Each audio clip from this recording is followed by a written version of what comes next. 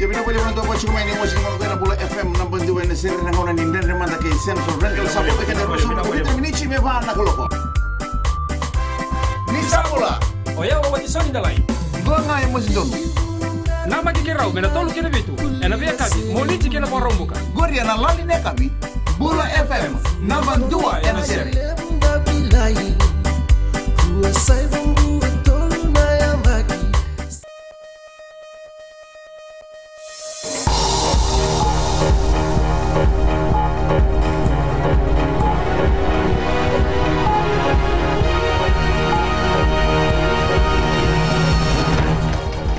Tonight, Methodist Church Golden Jubilee reflecting on the work of the church.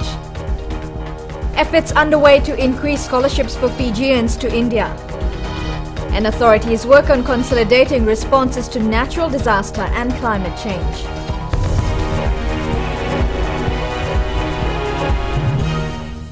Welcome to FBC News. I'm Amrita Priyadarshini. But first, 24 people are homeless and 3 are injured after an early morning fire at Komave settlement in Nambua outside Suva. Ritika Pratap has the story. Shanil Vikrant says it was a lucky escape for him and 23 other people after 2 houses in the informal settlement caught fire at around 2 o'clock this morning. We heard our neighbors shouting as soon as we went out to see what's happening. By the time we saw the fire, I was returning back to my house. Our house was already on fire. The fire allegedly started from the adjacent house and spread to Vikrant's, engulfing both corrugated iron and wooden houses. They started from the other flat, the flat that side. They say that where it started from, the lady was a bit drunk and then she fell asleep leaving the stove on, which resulted in exploding. So from there the fire started and then it spread towards our house. Vikrant had 6 people living in his flat. They only just managed to run out before the entire structure caught fire. In my house there were like 4 of us. My brother was sleeping, so we just woke him up and took out my mom out and my sis, and we just ran for our lives. National Fire Authority Chief Executive John O'Connor says the fire was out of control by the time they reached the site, and their priority was to save other houses. Most of them were sleeping in the night, but they were alerted by members of the community that the house was on fire and they evacuated the building. And the team is investigating to try and determine the cause of the fire. NFA is once again urging the people to be vigilant while cooking and using any flammable object. Ritika Pratap, FBC News. The Methodist Church is celebrating 50 years of self-governance in Fiji, reflecting on the history of the church and its direction for the future. Savara Tambua looks at what the Golden Jubilee means to the largest Christian denomination in Fiji. It's a time of reflection for hundreds of thousands of Methodists. The religion was introduced by missionaries 129 years ago. In July 1964, the church came into being as a autonomous church after 129 years of being a mission, firstly from the Wesleyan Methodist Mission in the UK, in Great Britain, and then from the Methodist Church in Australasia, based in Australia. The Methodist Church has come through some troubled times. It was restricted from holding annual conferences and it was said to have become political, losing its way. Now that things are back to normal for the church, followers of the faith say it's not only a time for celebration, but also to stay dedicated to the work of the church. We do hope the church will move forward for the next 50 years in the leadership and the guidance of the Holy Spirit. It was such a blessing, and I was so amazed. To be here, I'm so touched. I'm thankful to the Lord. I would know that I would be here in the next 50 years. Various activities have been staged at Furnival Park in Turex, Suva, as part of the week-long celebrations. Friday is a special day for the church. People from all walks of life have been invited to the Agape Feast. President Ratuepeli Nalatikau and Commissioner of Police Ben Gronewald are also expected to attend. So a president may find himself sitting next to a former prisoner or a street kid a Hindu may find themselves sitting next to a Muslim or a Christian or some other religious group. It is a chance for us to come together as a nation to remind ourselves that we are one family. And as we go towards elections coming up in the next month, it is important for us to remember that come what may, we are one family, we are all God's children. The Methodist Conference will start a week later to elect a new president and other senior executives of the church. All positions of leadership in the church are renewed annually. Sabar Tambua, FBC News. The Indian government will soon dispatch indelible ink to the Fijian Elections Office for the September elections. Acting Indian High Commissioner to Fiji, Vikrant Ratan, says they should be available in the coming days. As we speak, we are expecting indelible ink for the voters during the elections next month, and shortly we would like to present formally. It's already donated 10 Mahindra vehicles to the Elections Office, and the High Commission is finalizing details for its members to the International Observer Group. Fiji needs to relook at its climate change mitigation and disaster risk management efforts to avoid duplication of resources and manpower. For the very first time, discussions will be held on disaster risk reduction and climate change in one forum. Ritika Pratap reports. The National Platform for Disaster Risk Management and Climate Change will be an opportunity to agree on a national strategic plan, consolidating all issues. The duplicating of efforts, this needs to be coordinated. That is why we need a national platform to coordinate all these efforts, so that we pool resources. We do not duplicate efforts. We target areas of vulnerability, and the communities are well addressed with this national platform. The 4-day workshop from Tuesday will create awareness and understanding on the recently launched government initiative called the Green Growth Framework. To bring together all the stakeholders and propose a way forward to harmonize disaster risk management and climate change, and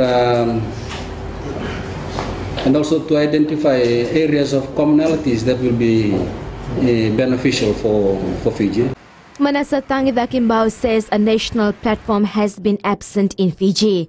Regional initiatives on disaster risk and climate change go through institutions and trickle down to the communities, but this isn't coordinated well. If these two programs are appropriately addressed, it would greatly reduce damages and loss during times of disaster, and would also promote sustainable development and resilience to the country. The European Union has funded the 4-day discussion, and about 200 locals from various sectors will take part. Ritika Pratap, FBC News.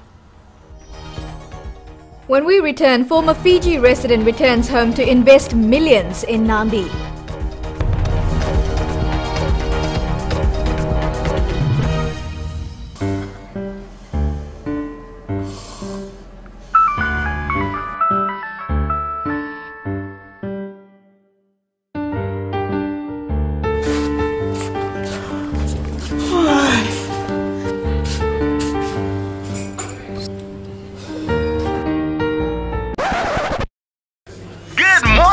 It's now 6 o'clock right here on Big Breakfast, Today FM, today's hit music. Hey, I'm Pauline. And I'm Alan. Tune in to the Breakfast Show on Today FM with Pauline and I every weekday morning from 6 a.m. to 9 a.m. right here on Today FM, today's hit music. Today FM, today's hit music.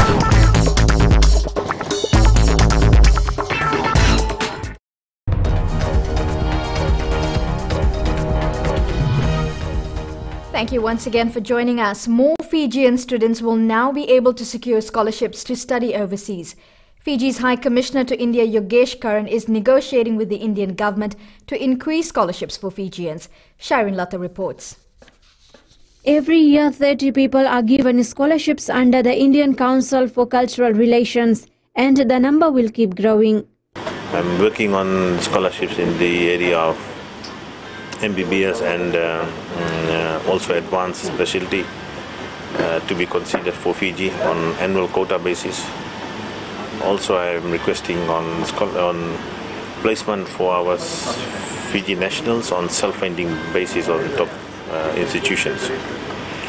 The scholarships cover tourism, media studies, ICT, language and a host of other programs. Acting Indian High Commissioner to Fiji Vikrant Ratan says India is very competitive and Fijians who do fly over for studies have to work very hard to excel and compete. We used to have 25 scholarships for Fijian nationals under our Indian Council of Cultural Relations scholarship scheme, and this year I'm very happy to announce that the number has gone up from 25 to 30. So there are 30 of them, they are doing undergraduate, postgraduate courses in India. There are currently 120 Fijians on scholarships in India, and for some, living in a country far from home isn't easy.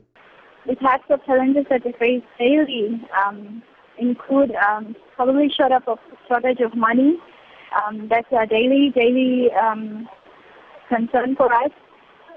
The stipend that we get from the ICCR sometimes is not enough, and sometimes the stipend that comes to us is usually late.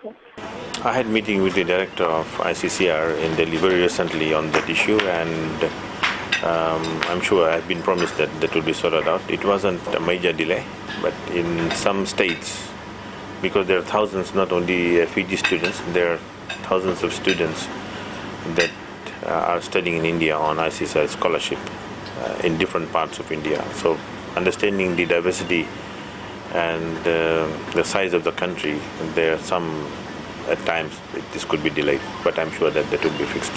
The Indian High Commission is likely to provide more scholarships for education, which is seen as an area of need for Fiji. Sharin Lata, FBC News. Here's something interesting. Marvel superhero jerseys donned by Australia's National Rugby League players are made right here in Fiji. Mark 1 Apparel in Nasinu has made 30,000 of the very popular jerseys used by a number of teams in the NRL. Alan Stoltz tells us more.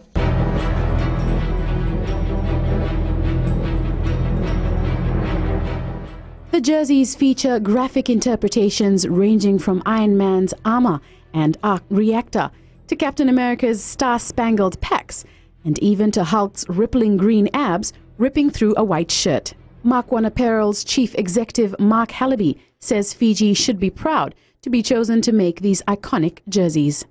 The industry in Fiji is well positioned to make sports clothing. We have to make sure that the players have those garments on their backs on certain days, so the lead times have to be very short, and Fiji can do it. So we're very good at making short runs very quickly. And our customer could go to China, could go to Pakistan or any other countries, but they understand that Fiji has a particular advantage, and that's going to be worked on very hard over the next 5, 10, 20 years. Some teams that have been sporting these jerseys are the Canberra Raiders and the Sydney Roosters. Mark 1 also makes a two-dimensional rendering of Thor's breastplate and cape and one of Wolverine. And this is the first time they've allowed an apparel for sports to be done globally. So it's even more of an honour that we're actually doing them as well. But as you know, Marvel has got thousands of superheroes. These are the first few that we're doing, and we hope in the future there'll be more as we go along. NRL stars have already taken a liking to the outfit. 30,000 already supplied and thousands more to come.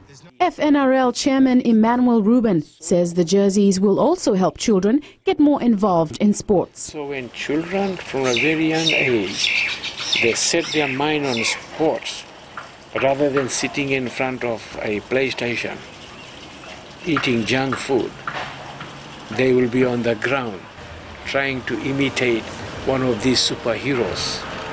And that will create an interest, an ongoing interest, and later on developing into becoming a sports person and becoming a rugby league player. One of these babies is likely to cost around 160 Australian dollars. Ellen Stalls, FBC News. A band from Tavyuni will entertain people at the FBC stage at the Vodafone Hibiscus Festival tomorrow night. The Bula band hails from Vunindawa in Tavyuni and only arrived in Suva days ago. They'll be playing jazz music as well as some original songs that they wrote years ago. Bula band is made up of farmers from Tavyuni. Expect a lot of vunde, reggae, some country music, Me, this one Isanugulewa. We composed back in Tavuni. We'll be performing around that night as well. A Fijian businessman has returned home to invest and give back to his country of birth. Bobby Khan has opened a multicultural centre, 2 supermarkets and is working on 2 beach resorts in Nandi. Akasita Tale has today's successful Fijian story.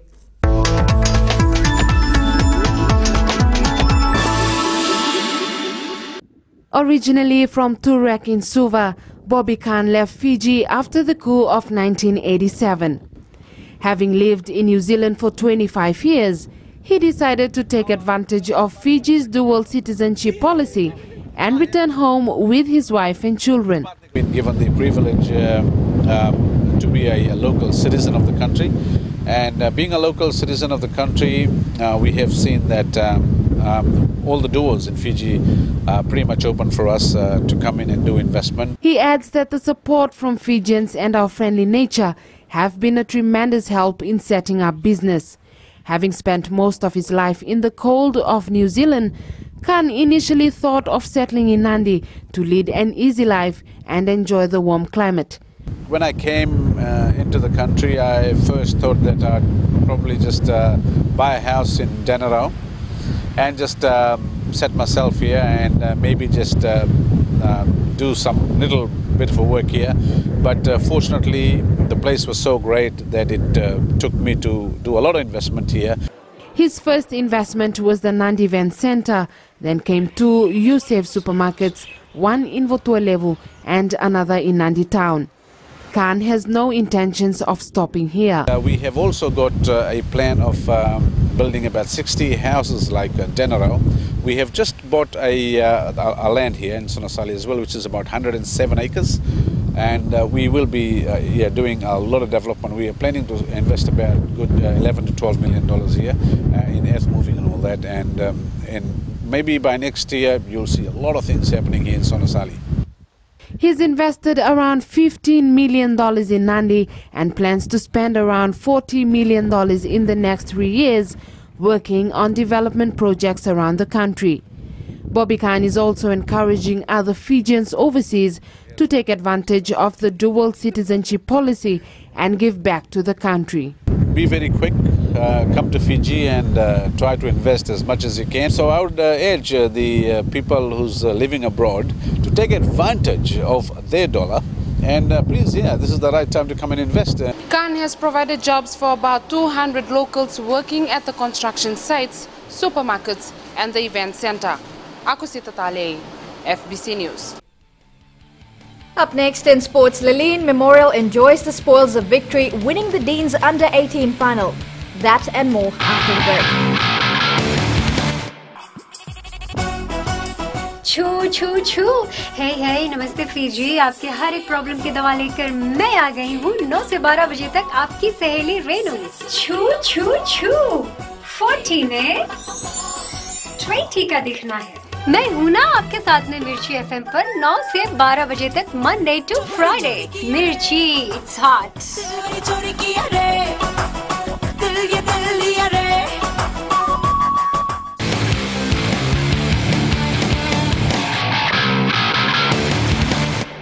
Laleen Memorial School are the new champions of the Coke Zero Deans competition, and the win so much sweeter after having been demoted to Tier 2 last year.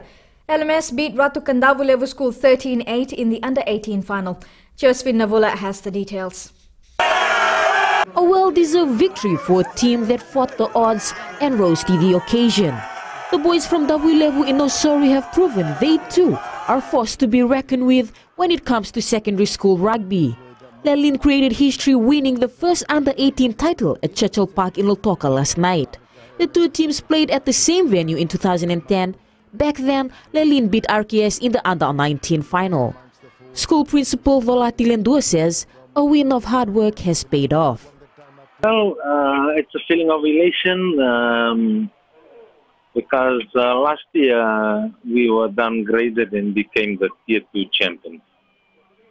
This year it's a turnaround, and I must say how grateful I am for the commitment that the boys showed on the field today. However, Ratu Kandavulev school can take some solace in the fact that 5 of its top players were roped into the national team and didn't feature in the all-important Dean's final. For Lillian though, it's celebration time. Josephina Bula, FBC Sports. Neita Siri has secured a place in the Skipper Cup final, beating Nandi 15-9 in the semi-final at Ratu Dakambau Park yesterday. Here are the highlights. Waiting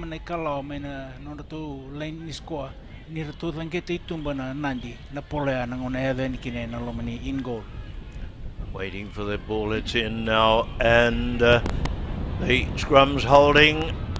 Neita Siri pushing Nandi, holding them, and out it comes. It comes across through Vunaki, and it gives it out, and there the scorer goes in underneath the post.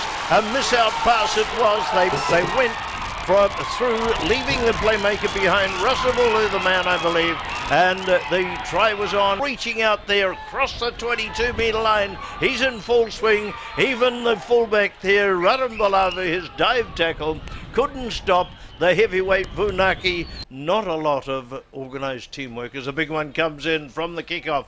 Taken by Vunaki, he let it drop and took the bounce. Too late, and the ball went from him again and picked up by Nunn. Neita Siri will now play the BLK Nandronga side in the Skipper Cup final in Lawanga Park next week. Tailevu Neita Siri is the new champion of the Fiji Sun Skipper Tuna National Football Premier League. The Tangi Code side defeated Savu Savu 3-0 in the second leg to qualify for the Super Premier Division next season.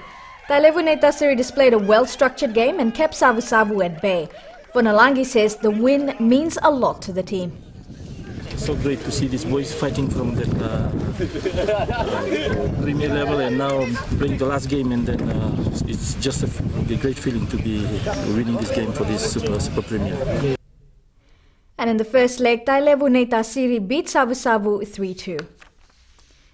Australian Stephen Jeffries has won the Fiji International Golf Tournament in Natandola Golf Course in Singatoka.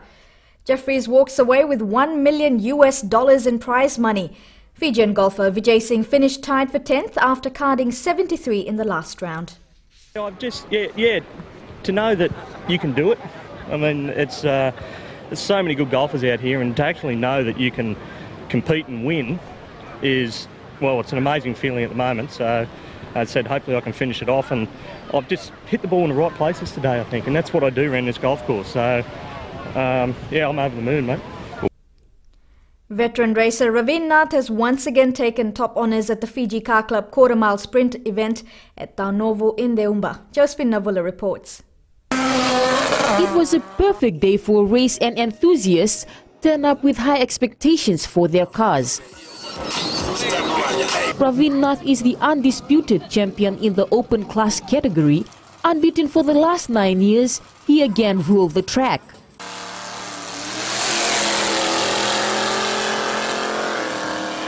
Nath clocked 10.10 seconds in the second run, and a time no other drivers could beat. I've been winning for past 10 years.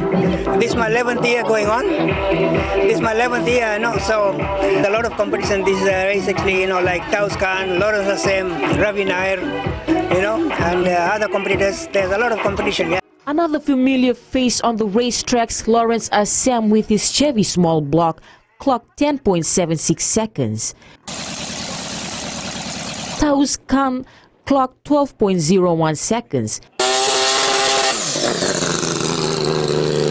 Interest is also growing among young female drivers, with 2 drivers showing up today. First-timer Christine Reg topped her category, clocking 14.06 seconds and winning $2,000. Today is my first day of actually driving as a racer. Until now we've been developing the car, tuning the car, getting everything just right. Today is my first day. The Fiji Car Club earlier this month received a major boost, with Digicel Fiji handing over $4,000 for today's race. Josephine Navula, FBC Sports.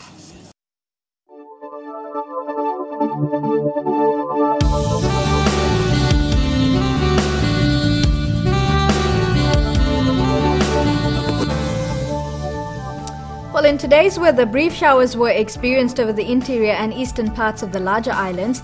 Fine weather prevailed elsewhere. The temperatures were in the 20s in all major centres. Suva and Savusavu were the lowest at 25 degrees this afternoon. Monday will start off with more rain and cloudy conditions over Suva and Savusavu, with fine conditions elsewhere.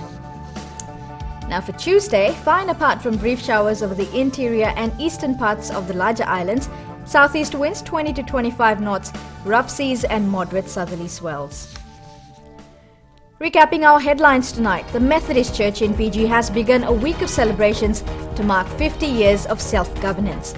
Efforts underway to increase scholarships for Fijians to study in India. And former Fiji resident returns home to invest millions in Nadi. Now time for the Fijian Speak segment.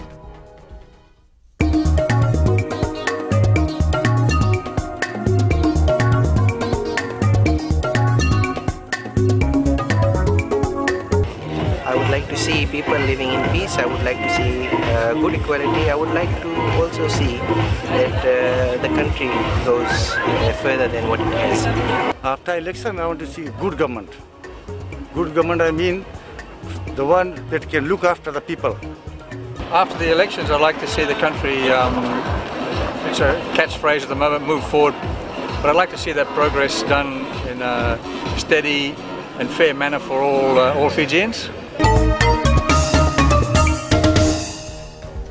Remember, you can send us newsworthy pictures and videos on email, citizens@fbc.com.fj.